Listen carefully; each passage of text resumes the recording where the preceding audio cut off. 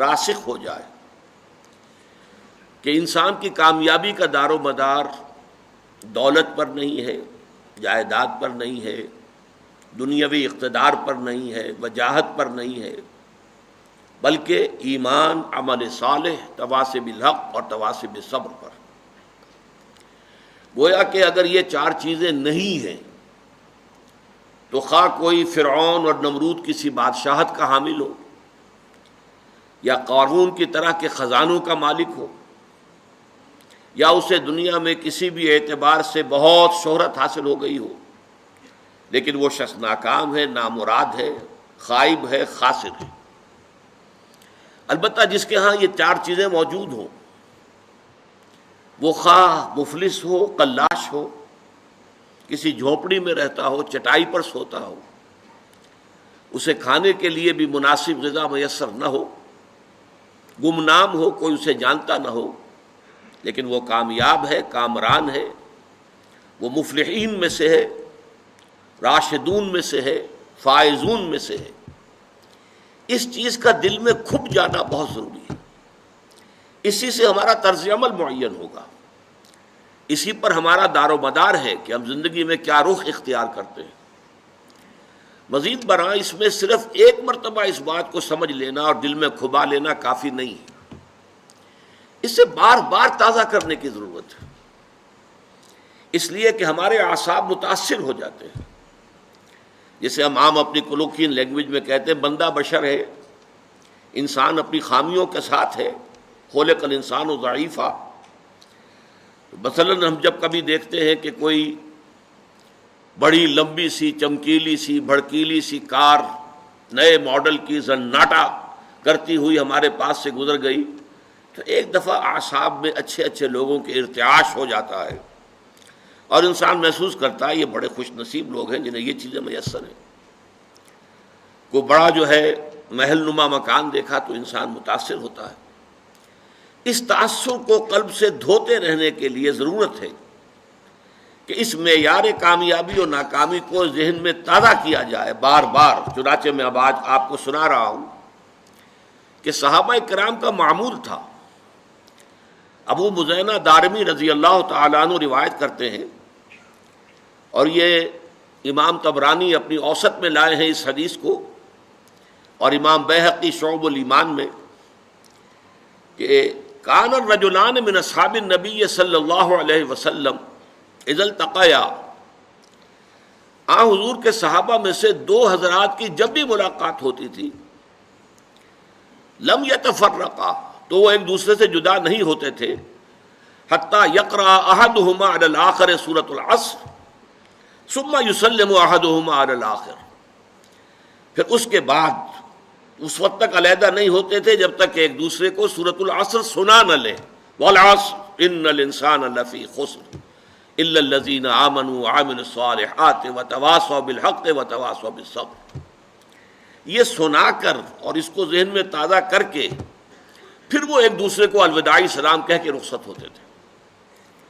تو یہ ہے اصل میں سب سے پہلا نقطہ کہ اس چیز کو دل کے اندر جو ہے پوری طریقے سے راسخ ہو جانا چاہیے کہ کامیابی کا معیار یہ ہے، اور اگر یہ چار چیزیں نہیں ہیں تو چاہے دنیا کی ہر دوسری، جس کو دنیا میں نعمتیں شمار کیا جاتا ہے، ہر نعمت موجود ہو، انسان ناکام ہے۔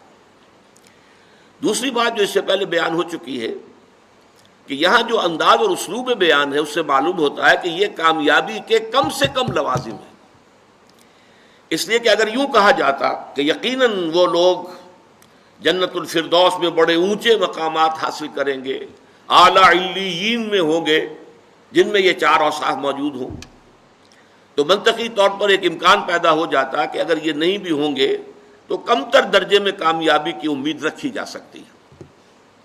یہاں اسلوب بالکل مختلف ہے۔ والعصر ان الانسان لفی خسر الا الذین آمنوا وعملوا الصالحات وتواصوا بالحق وتواصوا بالصبر۔ زمانے کی قسم تمام انسان خسارے میں ہیں، ٹوٹے میں ہیں، تباہی اور بربادی سے دو چار ہو کر رہیں گے، سوائے ان کے کہ جن کے اندر یہ چار شرطیں پوری ہو جائیں۔ یہ گویا کہ جب کہ میں نے ایک کالج میں تقریر کی تھی تو میں نے کہا تھا طلباء کی مناسبت سے کہ یہ پاس مارکس کی بات ہو رہی ہے، یہ فرسٹ ڈویژن، سیکنڈ ڈویژن یا ڈسٹنکشن کی بات نہیں ہو رہی۔ یہ تو در حقیقت محض خسارے سے بچنے کے لوازم ہیں۔ تیسری بات ہے جو اہم ترین ہے، یہاں جو 4 چیزیں لوازم نجات کی حیثیت سے بیان ہوئی ہیں، ایمان، عمل صالح، تواصی بالحق، تواصی بالصبر، یہ چاروں لازمی ہیں۔ ایک خاص بات نوٹ کیجئے کہ اکثر و بیشتر قرآن مجید میں ایمان کے ساتھ صرف ایک لفظ آتا ہے، الا الذین آمنوا وعملوا الصالحات، سورۃ التین میں بھی ہے، والتین والزیتون وطور سینین وہذا البلد الامین لقد خلقنا الانسان فی احسن تقویم ثم رددناہ اسفل سافلین الا الذین آمنوا وعملوا الصالحات۔ یہ آمنوا وعملوا الصالحات آپ کو قرآن مجید میں سینکڑوں جگہ ملے گا۔ اب یہاں دیکھیے کنٹراسٹ کیا ہے، یہ قرآن حکیم کی مختصر ترین صورتوں میں سے ہے، لیکن یہاں پر عمل صالح کے 2 ایسے تقاضے جو زیادہ ثقیل ہیں، زیادہ بھاری ہیں، زیادہ مشکل ہیں، انہیں بھی بیان کیا جا رہا ہے۔ گویا کہ بحیثیت مجموعی صورت مختصر ترین ہے، لیکن لوازم نجات کے بیان میں یہاں اتناب ہے، یہاں تشریح ہے، یہاں تفصیل ہے، مزید وضاحت ہے، اس لیے کہ تواصی بالحق بھی ایک عمل ہے، عمل ہی کا دوسرا درجہ ہے۔ ایک انسان کی انفرادی نیکی ہے، اور ایک یہ کہ وہ نیکی کا پرچارک بن کر کھڑا ہو جائے، نیکی کا علم بردار بن کر کھڑا ہو جائے، حق کا داعی بن کر کھڑا ہو جائے، یہ اسی کا اگلا مرحلہ ہے۔ اور دعوت ہو، تبلیغ ہو، امر بالمعروف ہو، نہی عن المنکر، یہ بھی تو عمل ہی ہے نا۔ لیکن یہاں اس عمل کے اندر جو مضمر چیزیں ہیں، ان میں سے جو ثقیل تر اور مشکل تر جو اس کے پہلو ہیں، ان کو نمایاں کر کے سامنے رکھ دیا گیا۔ اس اعتبار سے نوٹ کیجئے کہ ان چاروں میں سے کسی کو کم کر دینے کا کسی کو اختیار نہیں ہے۔ میں نے اسی لیے اس موضوع پر آپ کو امام رازی کا ایک قول سنایا تھا، اور آج میں اسے پڑھ کر سنا رہا ہوں نصب نفس آپ کو۔ امام رازی اپنی تفسیر کبیر میں سورۃ العصر کی تفسیر میں لکھتے ہیں، هذه الآیۃ فیہا وعید شدید، اس آیت مبارکہ میں بڑی شدید وعید ہے، بڑی زبردست دھمکی ہے اللہ تعالیٰ کی طرف سے۔ وَذَلِكَ بِأَنَّهُ تَعَالَى، اور یہ اس لیے کہ اللہ تعالیٰ نے حکم بالخسار علی جمیع الناس، اللہ نے تو فیصلہ کر دیا خسارے کا، بربادی کا، تباہی کا تمام انسانوں کے لیے، جمیع الناس، الا من کان آتیا بہذہ الاشیاء الاربعۃ، سوائے ان کے، یہ مستثنا ہے۔ عام قانون جو ہے وہ تو وہی ہے کہ تمام انسان خسارے سے دوچار ہوں گے، لیکن یہ ہے کہ اس میں مستثنا کون ہوں گے کہ جو ان 4 شرائط کو پورا کریں، وہی الایمان، وہ کیا ہے؟ پہلے ایمان، والعمل الصالح، دوسرے عمل صالح، والتواصی بالحق، اور تیسرے حق کی ایک دوسرے کو وصیت کرنا، والتواصی بالصبر، اور صبر کی ایک دوسرے کو تاکید کرنا۔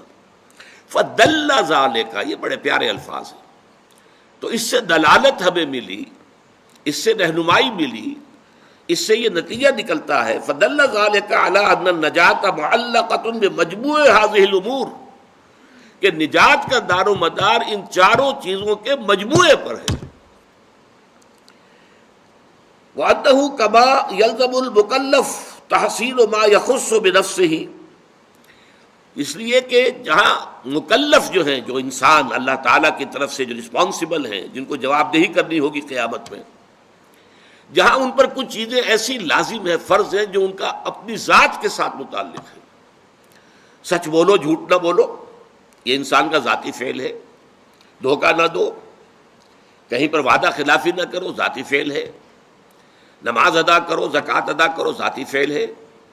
تو جس طرح دین میں اللہ تعالیٰ کی طرف سے وہ چیزیں فرض کی گئی ہیں جن کا تعلق انسان کی ذات کے ساتھ ہے، فَكَذَلِكَ يَلْزَمُهُ فِي غَيْرِهِ أُمُورٌ، اسی طرح انسان پر لازم ہے دوسروں کے ضمن میں کچھ باتیں۔ دوسروں کے ضمن میں کیا باتیں ہیں؟ مِنْهَا الدُّعَاءُ إِلَى الدِّينِ، اس میں سب سے پہلی بات یہ ہے کہ لوگوں کو دین کی دعوت دی جائے، دین کی طرف بلایا جائے۔ ادع الی سبیل ربک بالحکمۃ والموعظۃ الحسنۃ وجادلہم باللتی احسن۔ اب اصل زور کس پر ہے؟ یہ لازم ہے، یلزم، لازم ہے، یہ فرض ہے، یہ اضافی نیکی نہیں ہے۔ عام طور پر ہمارا تصور یہ ہے کہ یہ تو بڑے اونچے نیکی کے کام ہیں، عام آدمیوں کے کرنے کی باتیں نہیں ہیں۔ بلکہ اس سے بھی بڑھ کر جو ہمارے ہاں مغالطہ ہے وہ تو یہ کہ یہ تو علماء کے کرنے کے کام ہے، یہ عام مسلمانوں کے کرنے کا کام نہیں ہے۔ انہی مغالطوں کو رفع کرنا در حقیقت یہ منتخب نصاب جس کا کہ سلسلہ وار درس ان مجالس میں ہو رہا ہے، اس کا مرکزی مقصد یہی ہے۔ قرآن مجید سے یہ بات سامنے آ جائے کہ بحیثیت مسلمان ہمارے فرائض کیا ہیں، ہم کن چیزوں کے لیے مکلف ہیں عند اللہ، اللہ تعالیٰ کی طرف سے کن کن چیزوں کی ذمہ داری ہمارے اوپر ڈالی گئی ہے جن کا کہ محاسبہ ہوگا قیامت کے دن۔ تو اس میں یہ ہے کہ کما یلزم وہ چیزیں فَأَنَّهُ كَمَا يَلْزَمُ الْمُكَلَّفَ تَحْصِيلُ مَا يَخُصُّ نَفْسَهُ فَكَذَلِكَ يَلْزَمُهُ فِي غَيْرِهِ أُمُورٌ مِنْهَا الدُّعَاءُ إِلَى الدِّينِ، دین کی دعوت دینا، والنصیحہ، نصیحت ہے، تاکید ہے، وصیت ہے، اچھی بات کا کہنا ہے، والامر بالمعروف والنہی عن المنکر، اور امر بالمعروف اور نہی عن المنکر ہے، یہ چیزیں بھی لازم ہیں، یہ ضروری ہے۔ اصل میں یہ بات میں چاہتا ہوں آپ اچھی طرح سمجھ لیں، ہماری امت میں جو زوال آیا ہے اس کے اسباب تو بہت سے ہیں، لیکن یہ کہ اس کا ایک بہت بڑا مظہر کیا ہے، وہ یہ ہے کہ ہماری امت کی عظیم اکثریت یہ سمجھتی ہے، مانتے تو ہیں جنت کو، دوزخ کو، محاسبہ اخروی کو، لیکن یہ کہ سمجھتے ہیں کہ جب ہم مومن ہیں، جب مسلم ہیں تو مومن ہیں تو نجات تو ہماری ہو جانی ہے۔ یہ تصور جیسے یہود میں عام ہو گیا تھا، لن تمسنا النار الا ایاما معدودات یا معدودہ، دو جگہ قرآن میں یہ مضمون آیا ہے، ہمیں تو آگ چھو ہی نہیں سکتی مگر گنتی کے چند دن۔ تو ہم بھی کہتے ہیں ہمارے شاعروں نے اس تصور کو اتنا بڑھایا ہے، اسیاں سے کبھی ہم نے کنارہ نہ کیا، پر تو نے دل آزردہ ہمارا نہ کیا، ہم نے تو جہنم کی بہت کی تدبیر، لیکن تیری رحمت نے گوارا نہ کیا۔ یہ قرآن مجید کے مطابق تو یہ بات صحیح نہیں ہے۔ جہنم کی تدبیر کرو گے تو جہنم ہی میں جاؤ گے۔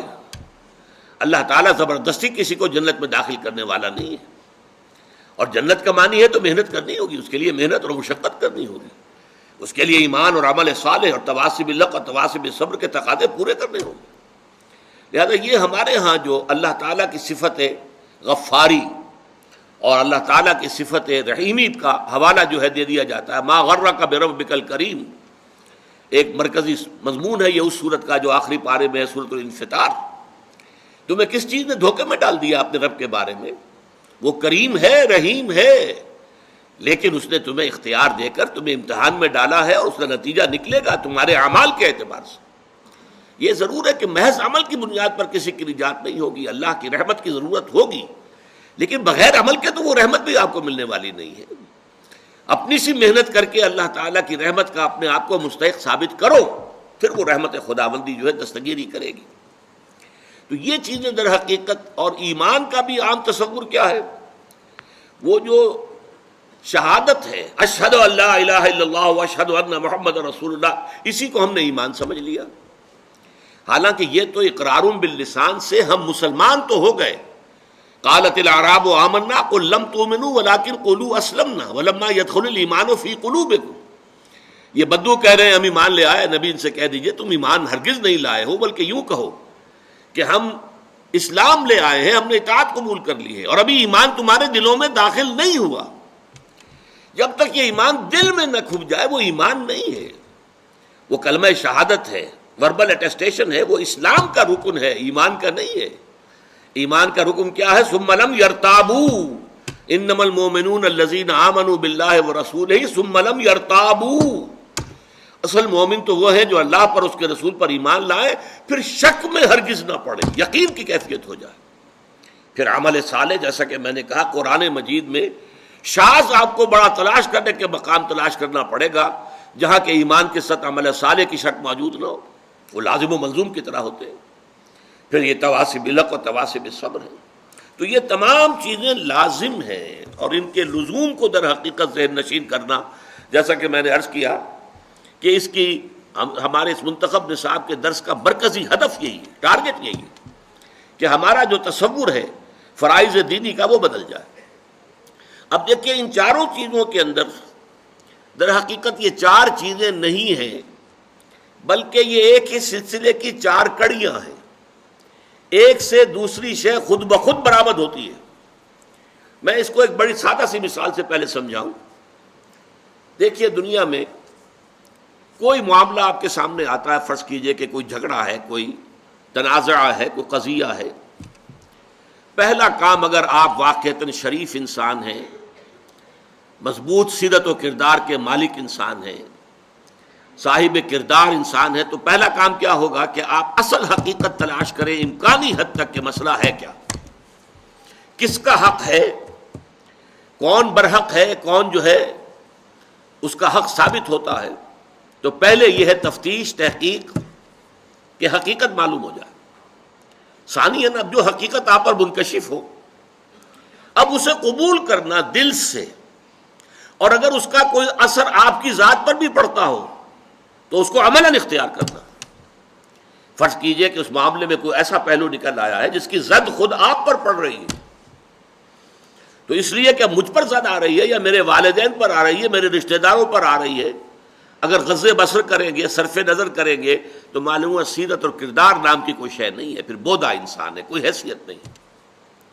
جیسے کہ قرآن مجید میں سورہ نساء میں فرمایا گیا، یا ایھا الذین آمنوا کونوا قوامین بالقسط شہداء للہ ولو علی انفسکم او الوالدین والاقربین. اے ایمان والو، کھڑے ہو جاؤ عدل کے علم بردار بن کر، اللہ کے لیے گواہی دینے والے بن کر، اور چاہے کوئی معاملہ ایسا ہو کہ جو تمہارے خلاف جا رہا ہو، تمہارے والدین کے خلاف جا رہا ہو، تمہارے رشتہ داروں کے خلاف جا رہا ہو، عدل کا دامن ہاتھ سے نہیں چھوڑنا. اسی طرح فرض کیجئے کوئی فیصلہ جو ہے صحیح بات، اس سے آپ کے کسی دشمن کو فائدہ پہنچ رہا ہے، اب یہاں اس وجہ سے نہ رک جائیں.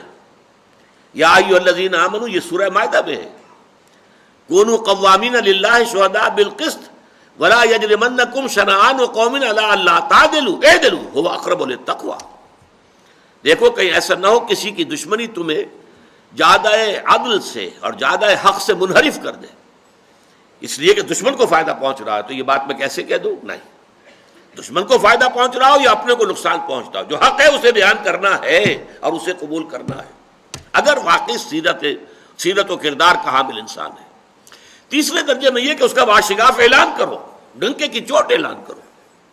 اور چوتھے یہ کہ اگر اس میں کوئی ریزنٹمنٹ ہوتی ہے، کوئی فریق جو ہے آپ کے خلاف کوئی اقدام کرتا ہے، کوئی پروپیگنڈا کرتا ہے، کوئی آپ کے خلاف جو ہے کوئی اور ایسی تدبیر کرتا ہے جس سے نقصان پہنچ سکتا ہے، تو ڈر کر خاموش نہیں ہو جانا، بلکہ یہ کہ وہ سارے خطرات کو برداشت کرتے ہوئے مردانہ وار جو حق بات ہے اسے کہنا ضرور ہے، اور اگر اس میں کوئی تکلیف آ رہی ہے تو اس کو جھیلنا ہے. یہ خود بخود جو ہے یہ چار قدم جو ہے، اگر انسان صاحب کردار ہے، اگر اس میں واقعتاً سیرت اور کریکٹر نام کی کوئی شے، تو یہ خود بخود ہوگا کہ ہر شے کی حقیقت تلاش کرو. نمبر 2، اس کو قبول کرو، اور اس کا کوئی عملی تقاضا ہے تو اس کو پورا کرو، اس کا اعلان کرو ڈنکے کی چوٹ، اور اگر اس میں تم پر کوئی تکلیف آئے تو جھیلو، برداشت کرو، مردانہ وار کھڑے ہو جاؤ. یہ چار چیزیں میں نے آپ کو عام دنیاوی معاملات کے اعتبار سے بتائی کہ یہ ایک دوسرے کا منطقی نتیجہ ہے. یہ تو میں نے بہت گراؤنڈ لیول پر بات کی، اب ذرا بہت اونچی سطح پر بات کریں گے. دیکھیے ہر ذی شعور انسان کے لیے سب سے پہلا مسئلہ جو دنیا میں آتا ہے وہ یہ ہے، میں کون ہوں، کہاں سے آیا ہوں، یہ کائنات کیا ہے، آیا یہ ہمیشہ سے ہے یا ہمیشہ رہے گی، یا یہ کہ کسی وقت کریٹ کی گئی ہے، تخلیق کی گئی ہے اور کسی وقت ختم بھی ہو جائے گی. اگر کریٹ کی گئی تو کریٹر کون ہے، خالق کون ہے، میرا اس کے ساتھ رابطہ کوئی ہو سکتا نہیں ہو سکتا. پھر یہ کہ میرے اندر خیر اور شر کے کچھ رجحانات تو ہیں، لیکن آیا یہ مستقل ویلیوز ہے یا ایسے ہی صرف میری سوچ ہے، نتھنگ از گڈ اور bad, only thinking makes it so, یا کچھ اور معاملہ ہے. علم کیا ہے، کہاں سے علم حاصل کریں، یہ فلسفے کے بڑے چوٹی کے مسائل، ایپسٹیمولوجی ہے، ایتھکس ہے، اور یہ کہ میٹا فزکس ہے. یہ تمام مسائل دنیا میں آتے ہیں ہر باشعور انسان کے. یہ دوسری بات ہے کہ اکثر لوگ بے شعور ہوتے ہیں. وہ یہ کہ ہر معاشرے میں جس میں آنکھ کھولی اس میں جو کچھ بھی لوگ مان رہے ہیں انہوں نے مان لیا. 100 خداؤں کو مان رہے ہیں، 100 کو مان لیا، چلو گاڑی چلاؤ. کوئی جو بھی ان کے تصورات اور عقائد اختیار کر لیا اور چل پڑے، بھیڑ چال. لیکن یہ کہ ہمیشہ آپ نے دیکھا کچھ نہ کچھ لوگ دنیا میں ایسے رہے کہ جنہوں نے محض اس وجہ سے کسی شے کو ماننے کے لیے تیار نہیں ہوئے کہ چونکہ لوگ مانتے ہیں. They wanted to know it for themselves. ہم خود تحقیق کریں گے، تفتیش کریں گے، غور و فکر کریں گے. اب اس میں سوچئے، اگر کسی کا دل ان سوالات کے ان جوابات پر مطمئن ہو جائے جو انبیاء کرام نے دیے. انبیاء کرام نے کیا جواب دیے؟ سب نے دیا ایک ہی جواب، سب کا. شریعتیں مختلف ہیں، منہاج مختلف ہے، ان سوالوں کا جواب ایک ہی ہے. یہ کائنات نہ ہمیشہ سے ہے نہ ہمیشہ رہے گی. ایک وقت معین پر اس کی تخلیق ہوئی ہے، ایک اجل مسمى، ایک وقت معین تک کے لیے. اس کا ایک خالق ہے اللہ، وہ واحد ہے اپنی ذات میں، صفات میں کوئی شریک نہیں اس کے. لا ضد لہ ولا ند لہ ولا مثل لہ ولا مثال لہ ولا مثیل لہ، کوئی اس جیسا نہیں. ولم یکن لہ کفوا احد، لم یلد ولم یولد. اس نے کائنات پیدا کی، اسی نے انسان کو پیدا کیا، انسان کو اشرف المخلوقات بنایا، فرشتوں کو اس کے سامنے جھکوا دیا، اور پھر انسانوں کی رہنمائی کے لیے ایک تو نیکی اور بدی کا علم الہامی طور پر اس کے اندر رکھ دیا، اور اس کے علاوہ اس نے اپنے نبی بھیجے، کتابیں بھیجی، شریعتیں نازل کی، رسول بھیجے. ان سارے جوابات کو مان لینا جو ہے یہ پہلا قدم ہے جس کا نام ایمان ہے.